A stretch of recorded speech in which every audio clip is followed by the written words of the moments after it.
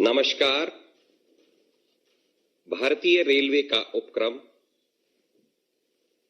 Dedicated freight corridor द्वारा आयोजित आज के इस विशेष समारोह में हमारे बीच माननीय प्रधानमंत्री श्री नरेंद्र मोदी जी उपस्थित हैं। हम सभी आपको सादर नमन करते हैं। आज माननीय प्रधानमंत्री जी के कर कमलों द्वारा वेस्टर्न डेडिकेटेड फ्रेट कॉरिडोर के 306 किलोमीटर लंबे रेवाड़ी से मदार खंड का लोकार्पण एवं शुभारंभ होने जा रहा है। मैं अब माननीय रेल मंत्री श्री पीयूष गोयल जी से स्वागत संबोधन हेतु विनम्र अनुरोध करता हूं। माननीय रेल मंत्री श्री पीयूष गोयल जी। नमस्कार। नए भारत के शिल्पकार आदरणीय प्रधानमंत्री श्री नरेंद्र मोदी जी, हरियाणा के महामहिम राज्यपाल श्री सत्यदेव नारायण आर्य जी, राजस्थान के महामहिम राज्यपाल श्री कलराज मिश्र जी, हरियाणा के माननीय मुख्यमंत्री माननीय श्री मनोहर लाल खट्टर जी, राजस्थान के माननीय मुख्यमंत्री माननीय श्री अशोक गहलोत जी, केंद्रीय मंत्री माननीय श्री राव इंद्रजीत सिंह जी, जापान के राजदूत महामहिम श्री सतोशी सुजुकी जी, रेल परिवार, मीडिया के साथियों और समस्त देशवासियों का मैं शुभ अवसर पर स्वागत करता हूं। माननीय प्रधानमंत्री जी के नेतृत्व में भारतीय रेल में जिस विकास यात्रा की शुरुआत हुई उस पर निरंतर आगे बढ़ते हुए आज हम सब एक महत्वपूर्ण मील के पत्थर पर पहुंचे हैं।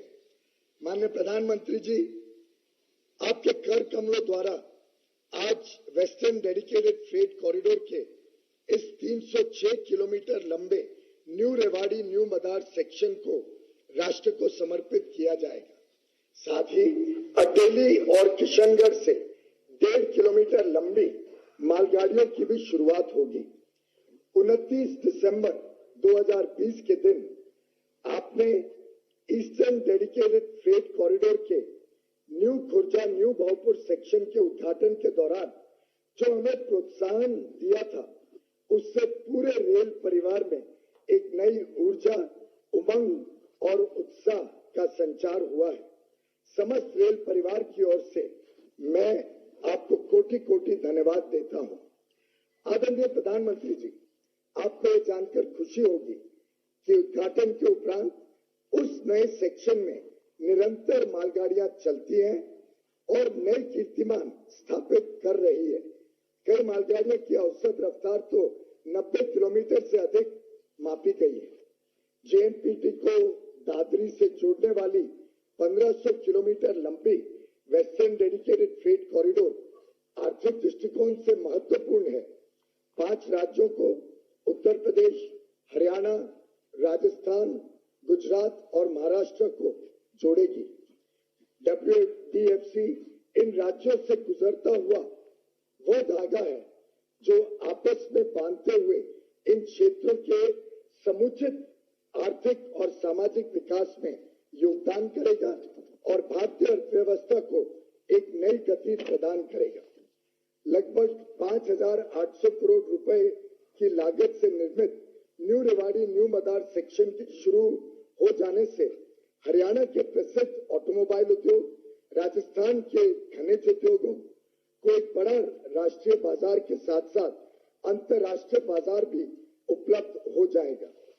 WDFC के इस हिस्से में डबल स्टैक मालगाड़ी की शुरुआत के साथ ही फैक्ट्रियों से 2 गुना माल आधे समय और कम कीमत में बंदरगाहों तक पहुंचाया जा सकेगा।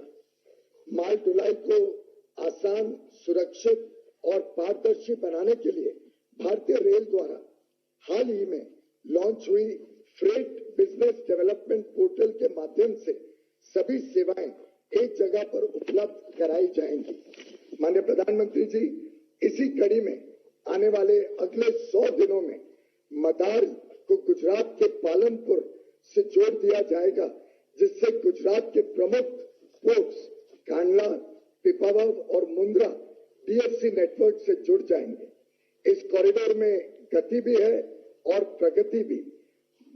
खनिज हो या खाद्यान्न, उपज हो या उत्पाद, रेल की रफ्तार से सभी क्षेत्रों को लाभ मिलेगा। उत्पाद को उपभोक्ताओं और बंदरगाह तक, खनिज को उद्योग तक, फर्टिलाइजर्स को खेत तक पहुंचाने में WDFC का महत्वपूर्ण योगदान रहेगा। DFC एक कॉरिडोर ही नहीं बल्कि डेवलपमेंट का डोर बनेगा, ऐसा हम सबका विश्वास है। इस महत्वपूर्ण अवसर पर मैं माननीय प्रधानमंत्री जी का हृदय से अभिनंदन करता हूं और सभी रेल परिवार के सदस्यों को बधाई देता हूं, जिनके लगन और कड़ी मेहनत से यह संभव हुआ है। धन्यवाद।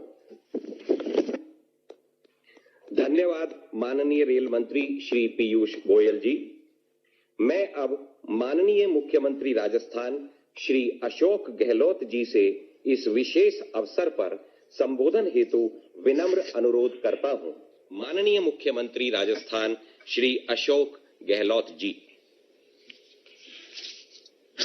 माननीय प्रधानमंत्री आदरणीय नरेंद्र मोदी जी, माननीय राज्यपाल महोदय राजस्थान कलराज मिश्र जी, माननीय राज्यपाल हरियाणा आदरणीय सत्यदेव नारायण जी आर्य जी, केंद्रीय रेल मंत्री पीयूष गोयल जी, जापान के भारतीय राजदूत श्री सातोशी सुजुकी और तमाम उपस्थित मंत्रीगण, सांसदगण, रेलवे के अधिकारीगण,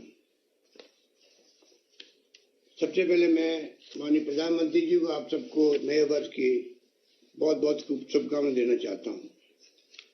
मुझे खुशी है कि आज रेलवे एक नया इतिहास बनाने जा रहा है। देश के आजादी के पहले से ही देश में रेलों का विकास होना प्रारंभ हुआ, पर 170 साल का इतिहास, लंबा इतिहास है।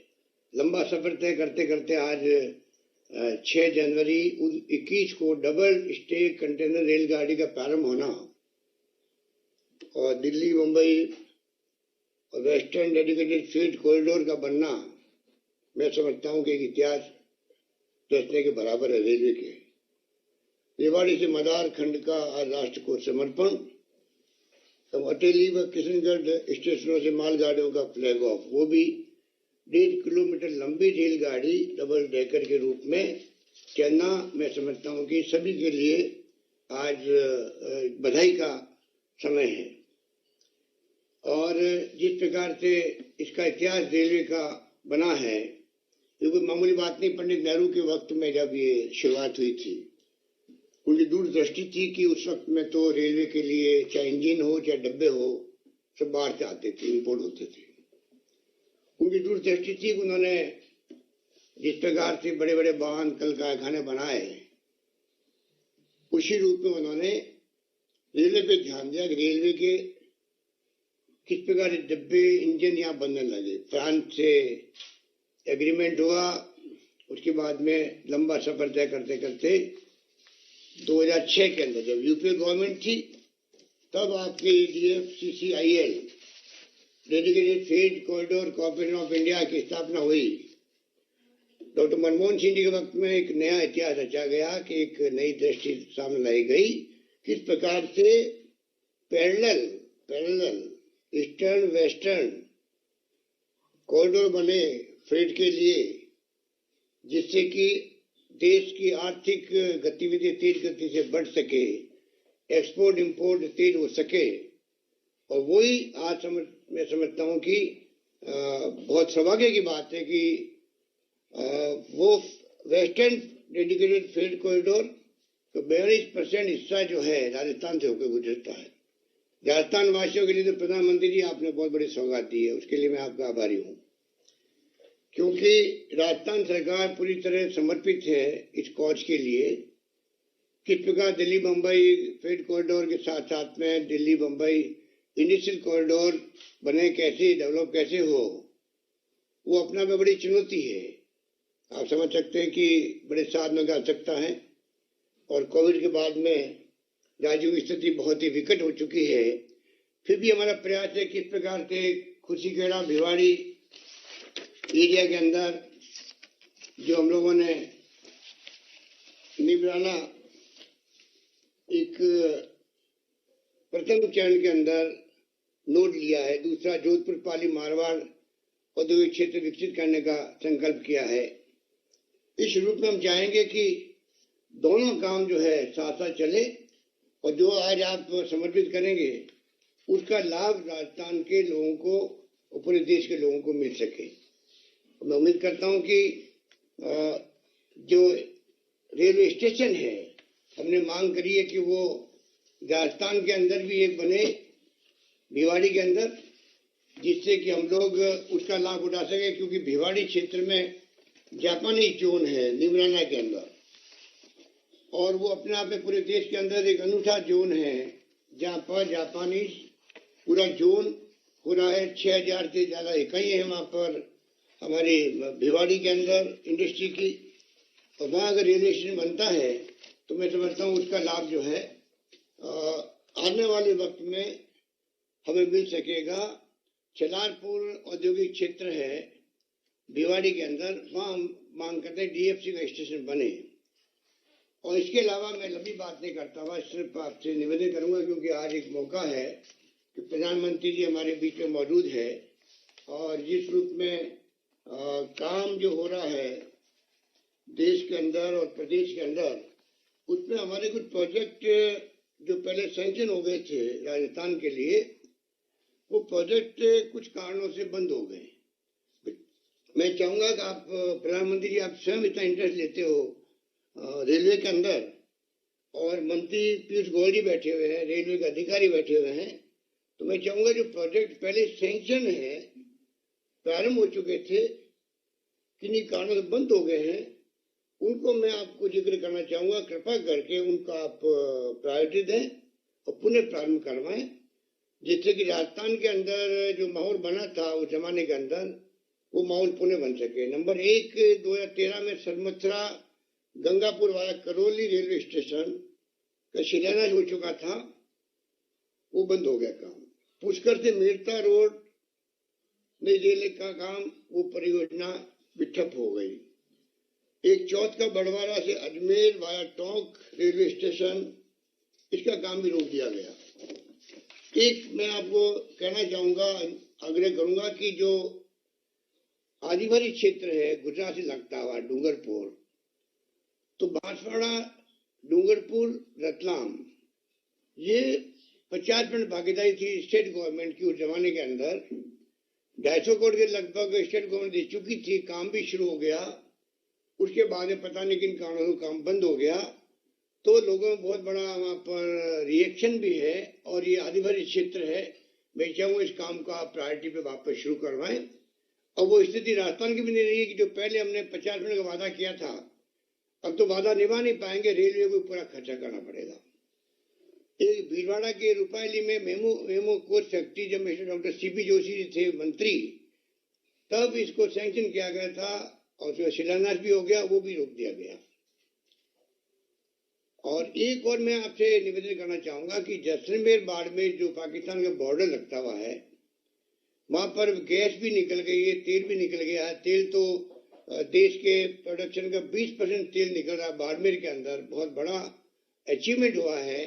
आप भी बता रहे थे, और रिफाइनरी का वहां पर काम शुरू हो चुका है।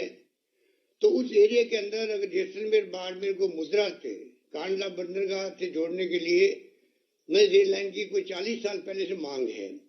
ये बॉर्डर एरिया है पाकिस्तान से लगता हुआ, और ये सीमावर्ती क्षेत्र है।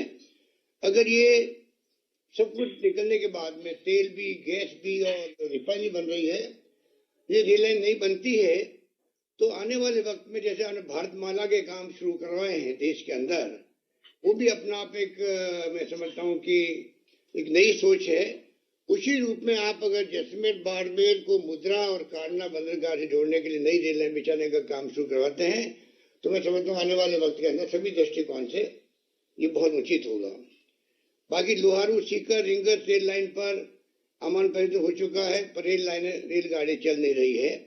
इस प्रकार से जो प्रोजेक्ट हमारे पहले चल रहे थे, मैं इस मुबारक मौके पर आपसे प्रार्थना करूंगा कि आप कृपा करके इन प्रोजेक्ट को वापस शुरू करवाएं और इसी बजट के अंदर अगर आप ले सके तो बड़ी कृपा होगी।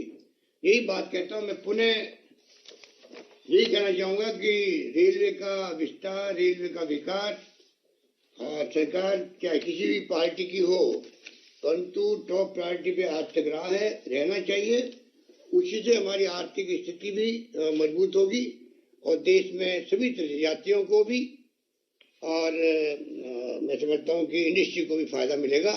ये बात कहता हूँ, मुझे आज आपने इन्वाइट किया, उसके लिए मैं पीयूष गोयल जी का, आप सबका बहुत आभारी हूँ। धन्यवाद। जय हिंद।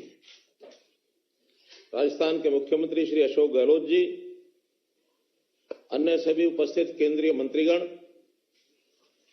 राजदूत जापान से श्री सतोशी सुजुकी जी, रेलवे के अधिकारीगण, अन्य सभी महानुभाव, नववर्ष के इस प्रथम सप्ताह का ये दिन हरियाणा प्रदेश नहीं बल्कि पूरे देश के लिए अत्यंत महत्वपूर्ण है। आज देश की अर्थव्यवस्था को गति देने वाले तथा रेलवे के ड्रीम प्रोजेक्ट के पहले चरण का शुभारंभ माननीय प्रधानमंत्री जी के कर कमलों से। इससे पहले भी पिछला जो साल गया है, इसके अंतिम सप्ताह में भी प्रधानमंत्री जी ने ईस्टर्न डेडिकेटेड फ्रेट कॉरिडोर का भाऊपुर खुर्जा सेक्शन का शुभारंभ करके देशवासियों को नई सौगात दी थी। अभी भले ही 2020-2021 कोविड वर्ष होने के बाद भी प्रधानमंत्री जी आपने देश की प्रगति का पहिया रुकने नहीं दिया, लगातार इसकी रफ्तार को बनाए रखा है।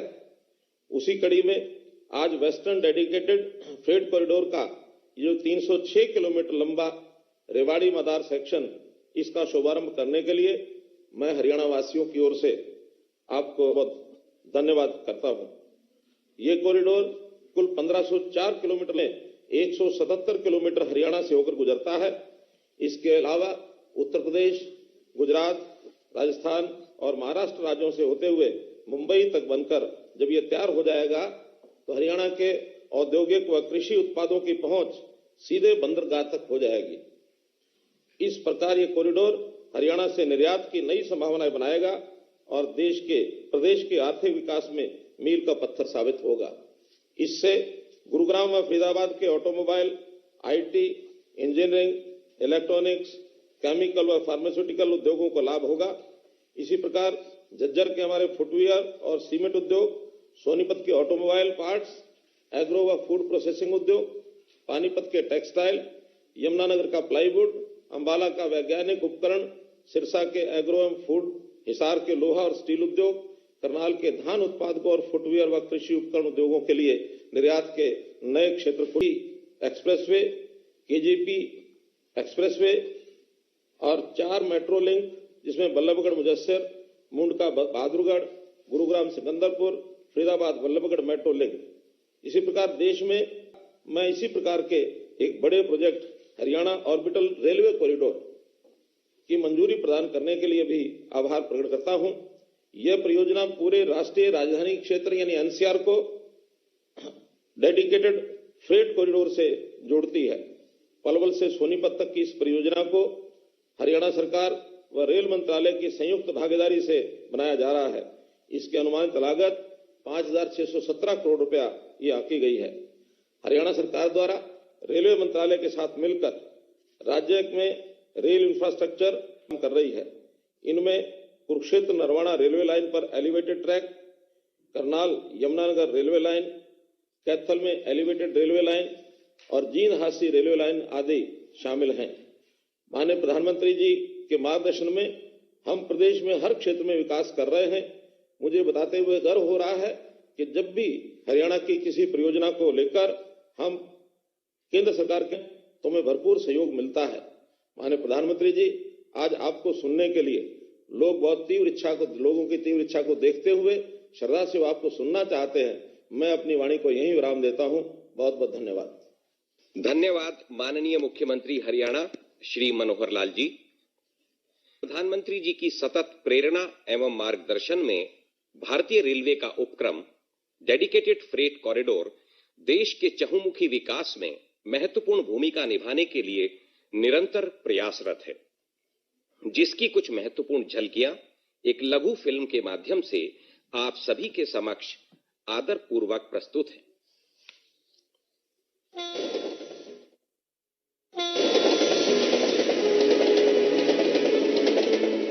अपने विशाल नेटवर्क के साथ भारतीय रेल लगातार दिन रात देती है अपनी सेवाएं, पर कई विकसित देशों की तुलना में रेल द्वारा माल ढुलाई का प्रतिशत यहां अब तक रहता आया है बहुत कम, जिसके कारण बढ़ती है लॉजिस्टिक्स की लागत और प्रभावित होती है बाहर के मार्केट से हमारे उत्पादों की प्रतिस्पर्धा। इस स्थिति को बदलने और रेलवे को आधुनिक रूप देने के लिए प्रधानमंत्री नरेंद्र मोदी जी के विजनरी लीडरशिप में लगातार कदम उठाए गए हैं। इसी दिशा में रेलवे से माल ढुलाई के एक नए दौर की शुरुआत का साक्षी बना देश, जब पूर्वी डेडिकेटेड फ्रेट कॉरिडोर के 351 किलोमीटर रेलवे लाइन का माननीय प्रधानमंत्री जी ने पिछले दिनों किया शुभारंभ, जिससे मालगाड़ियों की रफ्तार हो गई है 3 गुनी।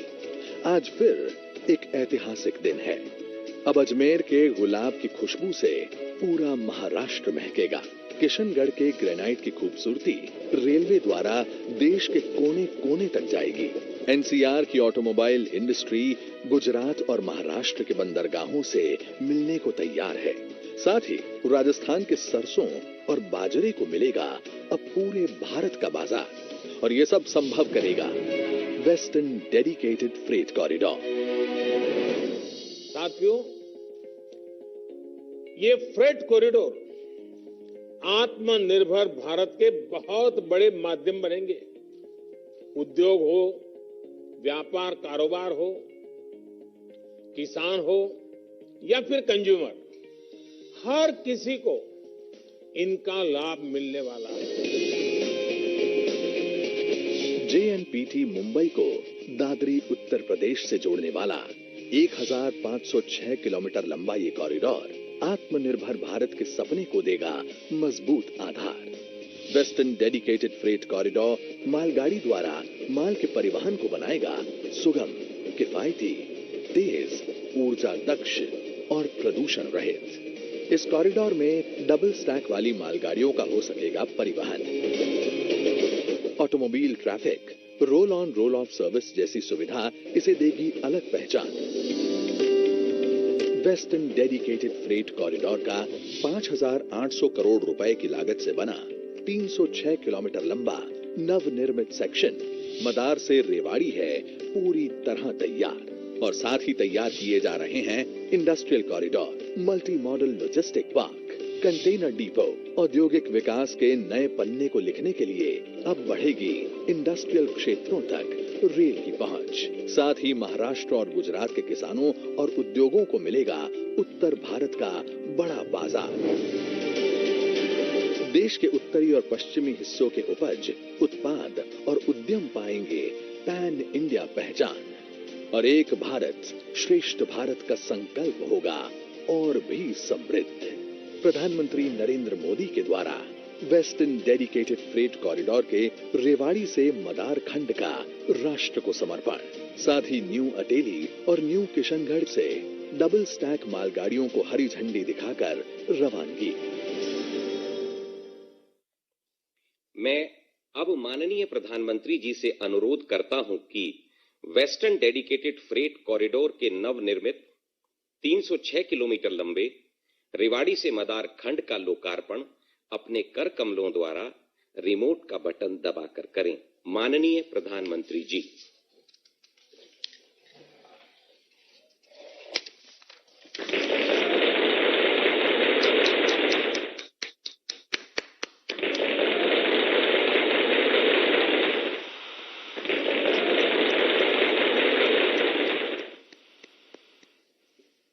धन्यवाद माननीय प्रधानमंत्री जी। माननीय प्रधानमंत्री जी से पुनः सादर अनुरोध कि विश्व की प्रथम इलेक्ट्रिफाइड 1.5 किलोमीटर लंबी double stack container loaded long haul मालगाड़ियों का हरियाणा के न्यू अटेली एवं राजस्थान के न्यू किशनगढ़ स्टेशनों से हरी झंडी दिखाकर शुभारंभ करें। माननीय प्रधानमंत्री जी।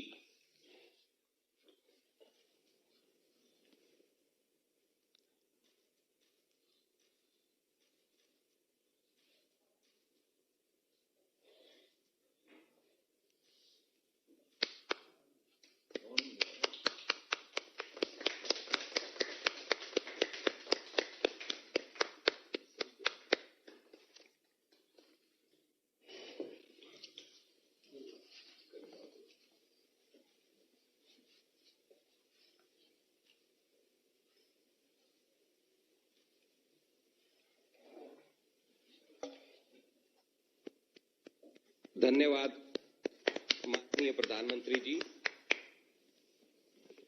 माननीय प्रधानमंत्री जी से विनम्र अनुरोध कि इस अवसर पर अपने प्रेरक संबोधन द्वारा हम सभी का मार्गदर्शन करें। माननीय प्रधानमंत्री जी। नमस्कार जी। राजस्थान के गवर्नर श्री कलराज मिश्र जी, हरियाणा के गवर्नर श्री सत्यदेव नारायण आर्य जी, राजस्थान के मुख्यमंत्री श्री अशोक गहलोत जी, हरियाणा के मुख्यमंत्री श्री मनोहर लाल जी, उप मुख्यमंत्री श्री दुष्यंत चौटाला जी, मंत्रिमंडल में मेरे सहयोगी श्री पीयूष गोयल जी, राजस्थान के ही श्री गजेंद्र सिंह शेखावत जी, अर्जुन राम मेघवाल जी, कैलाश चौधरी जी, हरियाणा के ही राव इंद्रजीत सिंह जी, रतनलाल कटारिया जी, कृष्णपाल जी, संसद के मेरे अन्य सभी सहयोगीगण, विधायकगण, भारत में जापान के राजदूत his excellency Shri Satoshi Suzuki ji, इस कार्यक्रम में उपस्थित अन्य सभी वरिष्ठ महानुभाव, भाई और बहनों, आप सबको भी मेरी तरफ से 2021 के इस नववर्ष की शुभकामनाएं। देश के इंफ्रास्ट्रक्चर को आधुनिक बनाने के लिए चल रहे महायज्ञ ने आज एक नई गति हासिल की है। सिर्फ बीते 10-12 दिन की ही बात करें तो आधुनिक डिजिटल इंफ्रास्ट्रक्चर की मदद से किसानों के खाते में सीधे 18,000 करोड़ रुपए से ज्यादा ट्रांसफर किए गए। दिल्ली मेट्रो की एयरपोर्ट एक्सप्रेस लाइन पर नेशनल कॉमन मोबिलिटी कार्ड की शुरुआत हुई। उसी प्रकार से ड्राइवरलेस मेट्रो, उसका भी आरंभ हुआ। गुजरात के राजकोट में एम्स, तो ओडिशा के संबलपुर में IIM, इसके परमानेंट कैंपस का काम शुरू हुआ। दुनिया की बेहतरीन टेक्नोलॉजी के साथ देश के 6 शहरों में 6,000 घर बनाने का काम शुरू हुआ। नेशनल एटॉमिक टाइम स्केल और भारतीय निर्देशक द्रव्य प्रणाली राष्ट्र को समर्पित की गई। देश की पहली नेशनल एनवायरमेंटल स्टैंडर्ड लेबोरेटरी का शिलान्यास हुआ। 450 किलोमीटर लंबी कोची मंगलुरु गैस पाइपलाइन का लोकार्पण हुआ। महाराष्ट्र के सांगोला से पश्चिम बंगाल के शालीमार के लिए 100वीं किसान रेल चली और इसी दौरान ईस्टर्न डेडिकेटेड फ्रेट कॉरिडोर के new Bhaupur new Khurja freight corridor route पर पहली मालगाड़ी चल पड़ी और अब आज वेस्टर्न डेडिकेटेड फ्रेट कॉरिडोर का 306 किलोमीटर लंबा ये कॉरिडोर देश को समर्पित हुआ है। सोचिए, सिर्फ